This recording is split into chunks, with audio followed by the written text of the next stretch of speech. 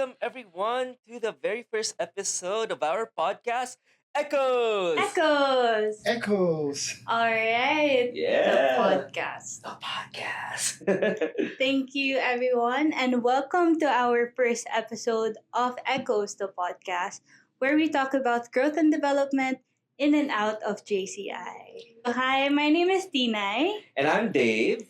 and today we have our past president of JCI Lipa from year 2023, PPMer Resho. Yay! Hello guys. Are you ready? Ready. So we've called you our past president. So you joined JCI in what year, and you were a baby member under whose leadership? I think 2017. I joined JCI 2017 under NT Carl's term. So siya yung presidente ko noon nung baby ako. So yeah, from there tuloy-tuloy na. I see. So, during your first experience nun, how was it like parang as a newcomer, ano yung mga na-feel mo during that time? When I went to the first event, very warm naman yung mga tao eh. And lots of common familiar faces talaga. So parang kilala mo naman sila talaga, hindi lang kayo nagkakasama, hindi nagkakausap. So yeah, when I went to the first ever JCI event ko, hindi siya masyadong intimidating for me, no? And very helpful na sobrang warm ng mga tao sa pag-welcome sa mga babies. Kaya medyo nag-enjoy talaga during the first event na nasamahan ko. Enjoy na agad. Kasi yun eh. I think that was Halloween. Halloween party, yes. Okay. Way back 2017. So, first event ko, may costume agad, ganyan. Pero at least medyo light yung vibe ng napuntahan kong first project. So, since ganun yung first encounter ko, agad, parang click agad, nag-enjoy ako. And right then and there, I decided na diretso ko, natutuloy na. I have two thoughts. First being, ano sa tingin niyo yung naging importance nung hindi pagiging intimidating ng atmosphere, yung warmth nung na naramdaman mo from the beginning, na right there and then, according to you, you decided, I'll be part of this organization. So that's the first thought I have. Sorry, yung hindi ko... Ano yung nakikita niyong significance or importance na dapat warm upon being invited sa experience niyo? Well, I think nandun din yun sa recruit eh. On how they see things, on their perspective. Kung ang tingin nila, warm yung mga members na makikita mo, di ba? Kasi meron din naman na welcoming and warm. Pero iba talaga yung may mga na-recruit tayo na medyo shy type talaga sila. Kahit anong push natin, go kayo, punta kayo dito. Di ba? Parang hindi sila pupunta ng walang kasama. Parang ganun. And magandang practice talaga na ikaw, on your own, because ikaw naman yung sumasali sa organization eh. So, punta ka on your own. Regardless kung anong circumstance, kung sinong kasama, go to the projects and even yung mga non-JCI na tambay, ganun. Diba, random invites, random tambay ng mga members. So, go lang. Basta, for example, uso pa nun yung, ewan ko, inabutan nyo. Mez. So, may harap ng South. So, Metro Event Zone? yes. Okay. Sorry, Metro Event Zone. Oh my God, I remember. Yan, Metro Event Zone Daming siya. noise. So, basta may nag-post ng picture and central. Once may nag-send ng picture sa Viber group, parang it's an invitation for everyone in that group, sa JCI Lipa group na yon, na oh, nandito kami, come here, ganyan. So, That's in and out of an actual event. yes. Dun ka mafa-familiarize sa mga tao eh. And kasi kung laging iisipin mo na kailangan kasama mo yung kakilala mo, yun yung isang maghihinder sa'yo to really get to know the other members. Diba? Yun yung pinaka-obstacle mo, or yung i-open mo yung sarili mo ba to the other members na nandyan naman. Willing to hang out, willing to talk, and other than laging hintayin mo kung sino lang yung kilala mo. So, ano yun, malaking significance yung part na yon on how I was retained, on how I was siguro influenced on my JCI journey. Kasi ano yun eh, kahit yung mga matatanda, sorry. Kahit yung mga old members na by that time, Right. I go with them. Like, nag-invite sila, other chapters. Hindi ko naman alam na may ibang chapter pa ang JCI other than JCI Lipa. So, nag-invite sila, we go to this chapter. Kasi may mga close friends din nila. Sumama ako. Parang ganun lang. So, I joined them. So, at ano lang yun eh, parang JCI week nung baby ako. So, I joined October. And then around April, JCI week. So, sumasama na ako sa mga ganun kahit outside JCI Lipa. So, 'di ba? Very parang on a short span of time, lumabas ako ng JCI Lipa. Which is sana magkaroon ng ganung openness din yung mga bago nating members para mas makita talaga nila yung bigger picture of the organization. Mahirap yung within Lipa, with your friends lang, di ba? So, part of that leadership journey talaga is to really open yourself to other people. May-encounter mo anong story niya, di ba? Anong experiences niya. And appreciate mo, lahat sila may sasabihin about JCI, naging impact sa kanila. And then ikaw naman as a baby member, mako-curious ka. Sige nga, tuloy natin. Baka ma-experience ko rin yung ma-experience nila. And yun, lo and behold, after 2017, after ilang years ba? 5, 6 years, maybe? Yun, naging presidente nga. So, enjoy dan talaga. Huwag kayo masyadong maging, parang ba sabihin, stiff or tense. Right. Even when just joining, di ba? Relax lang. Let it flow lang. Let it go with the flow lang. Kung saan kadali ng members, sama ka lang. I agree kasi like whenever you enter in these types of like community, you always have to have like an open mind na kailangan maging curious ka, as you've mentioned, to get to know other people. Para at least kahit papaano, nag-expand din yung ano mo, yung network mo, and you also get to know people not just in projects or anything like that. So, yun, that's just something how I think of it when I entered din dito. Tsaka alam nyo, the purpose of JCI, it's not really the first reason kung ba't kayo sumali. Diba? Hindi naman kayo sumali really to be That's a good point. to be developed, to become a leader. Maybe you joined because of a friend, or you joined to meet new people. Majority ng batch ko, Manila nag-college, ganyan. Pagbalik dito, wala na yung mga classmates, etc. They have their own work abroad in Manila, no? So pagbalik dito, wala masyadong circle of friends, and that's why they joined JCI. So hindi yun yung purpose ng organization. However, yun nga, kung maging open ka, your JCI journey, unti-unti, ma-align mo kung bakit ka kung hindi man yun yung reason kung ba't ka pumasok, the end of the day, yun yung reason mo na-align mo na yung reason mo why you stayed. No? Pagka inallow mo yung sarili mo to absorb everything na pwedeng i-offer ng organization, ng JCI, yung reason mo of joining will be very different of your reason why you stayed on your JCI journey.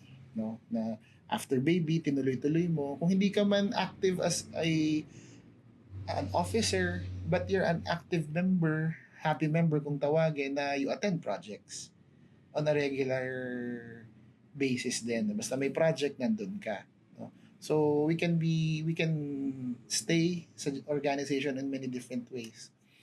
And, yun nga lang on my part, medyo naging bibo yata ako nun. Kasi, instead of happy member from my baby year, nung next year ko, may position na agad ako as LSDD.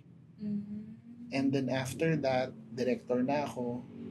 And then after that, I was vice president, auditor, EVP, and then president. I wouldn't be surprised Yeah. given the fastness ng pace niyo.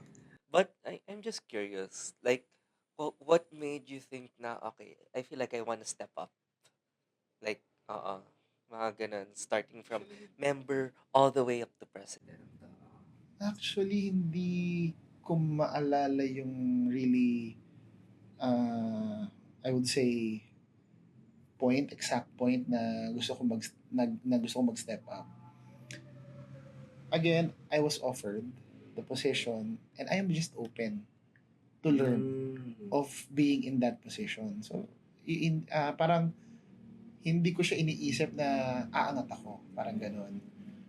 Nabigyan lang ako ng chance. So, again, tinanggap ko and yun, syempre, pag tumanggap ka ng trabaho, you have to work for it naman pag nandun ka na sa position na yun. So, yun lang yung ginawa ko, yung normal thing na gagawin mo pag nabigyan ka ng responsibility. And siguro nakitaan tayo ng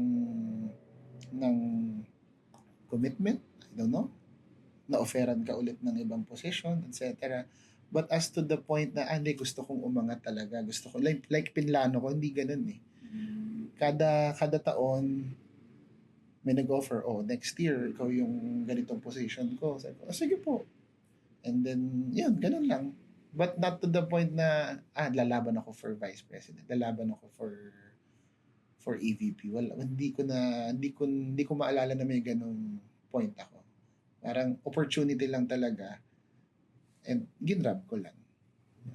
That's actually a refreshing take para sa akin. Mm-hmm. Personally, kasi parang, I like that you mentioned, hindi naman agad mag-a-align yung intention mo sa totoong purpose ni JCI.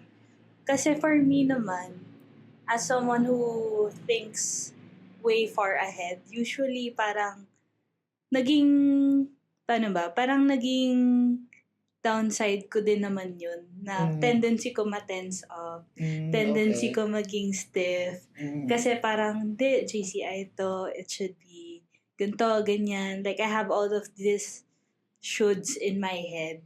So, ang refreshing take for me na it can be light, it can be warm, it can be as easygoing as it can get. Correct. Alam mo, JCI really is I've been saying this sa OTI ko pag ako nag-OTI. It's really a process-oriented organization. I heard this from one of the past presidents as well. So, it's a process-oriented organization. So, as long as you go through the process, no, kung ano man yung maging result, okay lang. Kasi you went through the process. Mas importante sa atin yung process kasi yung result. Diba? Kahit na perfect yung project mo, kahit sobrang galing ng outcome, but you did not go through the process, nagsarili ka, hindi ka gumawa ng committee, and so on, hindi siya masyadong impactful. Kasi, hindi ka nag-learn, hindi ka na-develop. And, nandun talaga yung development eh. Nandun sa process na yun. So, kaya mahalaga na masunod yung process. You go through the process of everything you do in JCI. Kasi dun din lalabas yung guidance ng mga directors, ng mga VPs, no? Kasi they would let you decide on your own. Bigyan ka ng project o anong say mo, anong gusto mo, paano mo gustong gawin. Yun yung mga initial na questions eh. Hindi naman, never namang sinabi ng any officers na, oh, may project tayo, gawin mo to at this date, at this time, etc. Diba? So, we empower members to do it on their own way. No? Kaya okay lang yung relax, light lang. Ang mahalaga, sundin mo yung process. Diba? You go through the process. Kung hindi masyadong successful yung project, okay lang yon. Kaya nga may mga concepts and frameworks si JCI for that eh. So, kung hindi successful yung result, you go back to the review or to the parang analysis mo, 'di ba? So okay lang 'yun. Kaya may cycle 'yun. 'Yun ang dapat talaga mag-gets ng mga bagong sumasali sa JCI na ano lang, relax lang.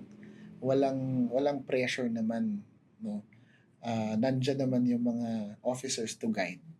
Kasi yung iba yun, tama yung point ni Tina, parang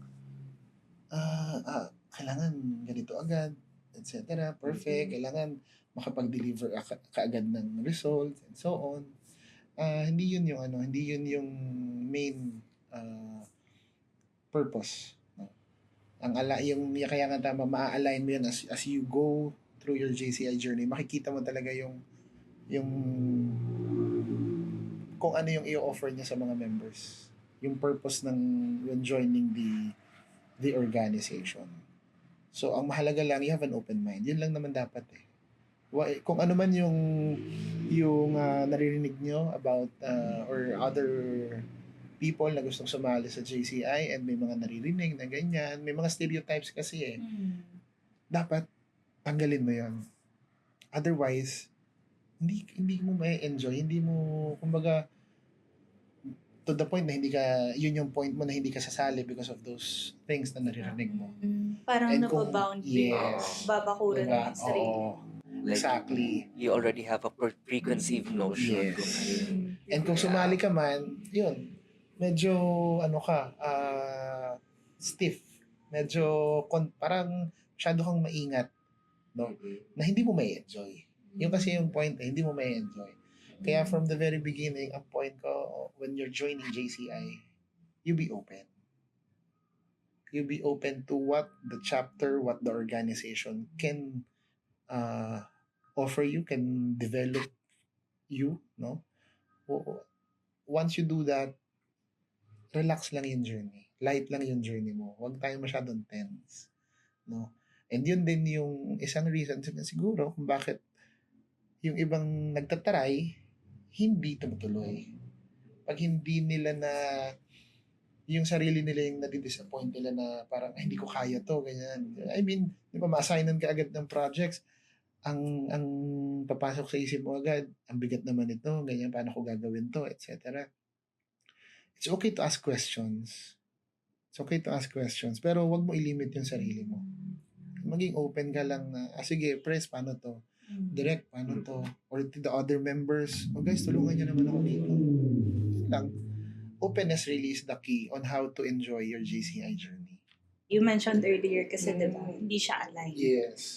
So eventually, can you walk us through how it aligned? Hindi ko like determine kung at what certain point. But I think yung na-develop lang ako through accepting the responsibilities being offered. Diba? Kasi when you accept a responsibility, sabi ko kanina, trabahuin mo talaga. No? And once you do that, makikita mo yung kailangan mong gawin to achieve your goal. So, nandiyan na yan. Number 1, unconsciously, magre-reach out ka. Diba? Hihingi ka ng assistance sa mga elder members, ganyan, and so on. So, feel ko na sa pagtanggap ko ng responsibility, doon ko napapractice yung intention talaga ng JCI, which is to develop young leaders. And you have to go through the process, di ba? You have to make the most out of that development opportunity, no?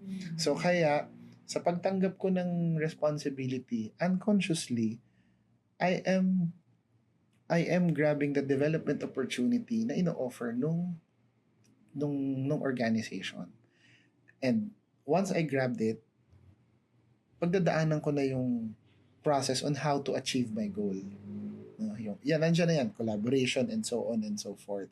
So, hindi ko siya ma-determine na at this point, ito pala yung JCI. Ano siya parang at some point, hindi ko siya na-determine na ito yung dapat talagang nangyayari sa JCI journey mo. Actually, na-realize ko na lang yan nung medyo nag-VP na, nag-EVP na ako, presidente, ganyan na this is really JCI. But at the earlier days nung nag-officer ako, talagang tinignan ko lang kung paano ko gagawin o paano achieve yung goal. Definitely, hindi ko kaya mag-isa. So, it started from there. Nag-reach out, collaboration, hingi ka ng tulong. Siyempre, iba yung dynamics, depende sa position mo. Diba? So, after that position, after nung LSDD ako, LTD pa nun, it's Local Training Director way back. Not Local Skills Development. So, after nun, ang next position ko was Director for Membership. Membership ako nun. It's Motivate. Yes. Motivate. So, ito, perfect example. So, nung time ko na yon, I think it was, PB Cathy's term, na kinuha niya ako as director for Motivate or individualism way back. So, yun it deals with membership. And then, I said yes. But after saying yes, bigla akong nagkaroon ng plot twist nung taon na yon. So, I ran for councilor nung time na yun. That's 2019. And sabi ko, hindi ko kaya yung responsibility of recruiting members and so on habang umiikot ako sa barangay, ganyan, di ba? So, I approached Prescati during that time. I was asking to resign. Sabi ko, in deference to you, nakakahiya naman na hindi ko magampanan yung trabaho ko. I was asking really to, if I can resign na lang the position and she can look for someone. Sabi niya, hindi, wag ka lang mag-resign. Wag ka mag-resign. Kaya mo yan. Required lang noon to file a leave of absence sa candidate. So, nag-file lang ako ng leave of absence noon. But the first thing I did really was I approached two people. Pres Joyce and Direk Pao. Sabi ko sa kanila, may problem ako na gusto ni Prescati mag-cat 1. So from category 2 to category 1. Pero napatakbo ako sa election. Hindi ako makakapag-recruit and focus sa membership. So, sabi ko, tulungan niyo naman ako. Diba? And they said yes. And lo and behold, during that term, we achieved category 1. Diba? So, nandun yun. Yung perfect example na pagka inisip mo hindi mo kaya, hindi doable, pag hindi ka naging open to other people's help and assistance, nabablock off mo na, sarili mo pa lang. So ako, I reached out to them, asked for their help to achieve the goal of my directorate. The goal is to reach category 1, and lo and behold, during that time, we reached category 1 for the first time. So, diba, isipin mo, kay Press ako lumapit, kay baby member siya nung time na yun, I think, and kay Direk Pao. Si Direk Pao kasi batchmate ko yan sa JCI, sabay kami pumasok. And ngayon, si Press na yung, si baby member Joyce, siya na yung presidente natin ngayon. in this organization, you do have a lot of people you have to ano, we just have to reach out. Yun yung challenging part sa ano, yun yung challenging part not just for me, but also kay Tinay na nahihiya in a way. Pero once that you've reached the level na parang, okay, this is not a one-man team. This is Yes. not a one-man team. And it really is like a collaborative process, Correct. as you've Tama. mentioned. That's really the point, no? Na you collaborate with the members. Diba? You collaborate with them. Kasi pag ganun, for me kung ganun yung magiging isip ko na I won't reach out, baka hindi ako naging officer, hindi ako naging director, or I mean president, di ba? Kasi when you're president, number one, you have to reach out to those who you want to tap as board of directors, as your officers who will work alongside you. So, di ba?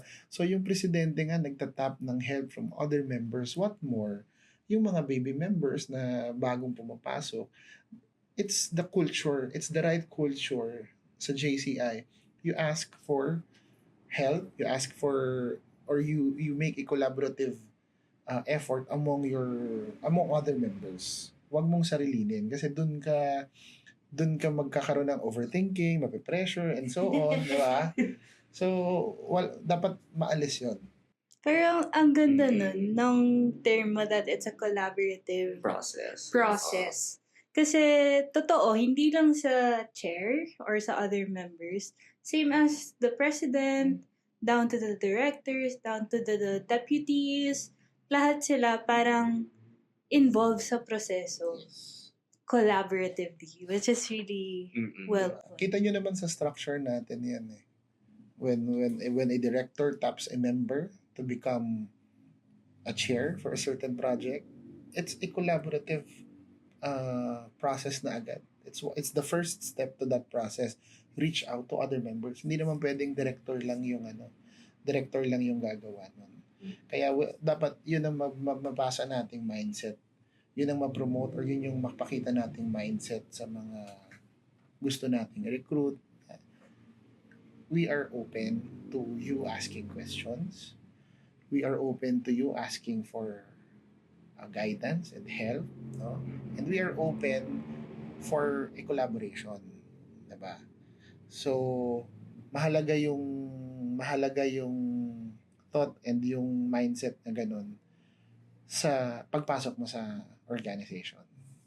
I always tell them, even nung term ko, no? May mga certain goals syempre naman tayo. During our term, may gusto tayo ma-achieve for the chapter. No? But I let them do their thing. I don't know kung na-feel nung board ko yun, nung time ko. But, yeah, na-goal setting kami. And na-reach naman namin yun. Na-achieve naman namin yung gusto namin ma-achieve for the chapter. But I really never directed them on how to do it. So, nung term ko, gusto kong mangyari to. Kung paano natin gagawin, it's up to you. Diba? It's up to you. Kasi, when as a president, and you impose on something, or you impose something on them, on how to do it, you're basically robbing them of the opportunity to experience that process. Kasi, na presidente ka na nga, ikaw pa yung magsasabi kung paano gagawin. So, paano pa matututo yung mga officers mo and other members on how to do it JCI way, di ba? So, yeah, you let them. Di ba? On how open you are when you join the organization, that's how you let loose ba? Ano ba? For lack of a better term, parang ganon. Or how open you are when you join, ganon ka din ka-open to your board of directors to trust them na they will help you achieve your goal. Hindi ka rin pwedeng stiff as a president. Hindi ka rin pwedeng controlling as a president. Diba? Let the journey of your presidency, your 1 year to lead, be as fun, as fulfilling, no, as successful as you want it to be by not uh not micromanaging your officers. Yeah. So, at time to time, step in ka pag kailangan, pero Mm-mm. pag you think naman, nakikita mo naman kasi na nahahandle nila, nagagawa nila, and so on, Mm-mm. you let them. Actually, yun naman yung trabaho ng presidente. Magsabi lang anong gusto mangyari, etc. Mm-mm. And you let the JCI journey, the JCI process, the development opportunity to to do its thing for the members, for the officers. Yeah. All right. And that wraps up our episode for today. Thank you everyone for listening. And we do have another episode coming up. So stay tuned, guys. And again, Echoes, Echoes! Echoes! the podcast. Thank you, everyone. Thank you, Bye! Thank you. everyone. Bye-bye.